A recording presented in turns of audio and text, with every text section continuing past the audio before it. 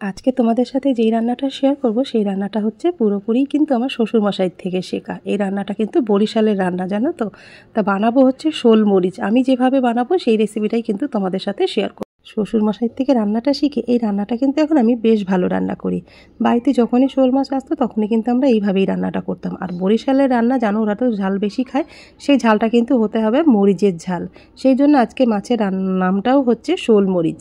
তা শোল মরিচ বানানোর জন্য শোল মাছ তো লাগবে। শোল মাছটাকে একদম ছোটো ছোটো নারকেলের মতন কেটে নুন হলুদ মাখিয়ে রেখেছিলাম। তারপরে কড়াইতে সর্ষের তেল দিয়ে মাছগুলোকে ভালো করে লাল লাল করে ভেজে নিয়ে আলুটাও একই রকম ভেজে নিয়েছি।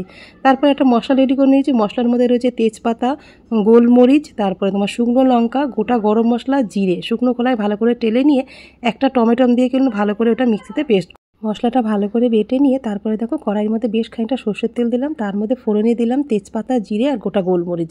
ফোড়নে দেওয়ার পরে তারপরে যে মশলাটা বেটে রেখেছিলাম মশলাটা দিয়ে ভালো করে কষিয়ে নেওয়ার পরে ওর মধ্যে কাঁচা লঙ্কা বাটা, আদা বাটা, হলুদ, নুন, লঙ্কার গুঁড়ো, কালার লঙ্কার গুঁড়ো দিয়ে ভালো করে কষিয়ে নিয়ে তারপরে আমি ভেজে রাখা আলু আর মাছটা কিন্তু দিয়ে দিলাম। আলু আর মাছটা দিয়ে ভালো করে কষিয়ে নিয়ে পরিমাণ মতন গরম জল দিয়ে দিলাম। আমি গরম মশলা গোটা দিয়েছিলাম বলে বেটে, ওই জন্য কিন্তু আর পরে গরম মশলা কিছু দিলাম না।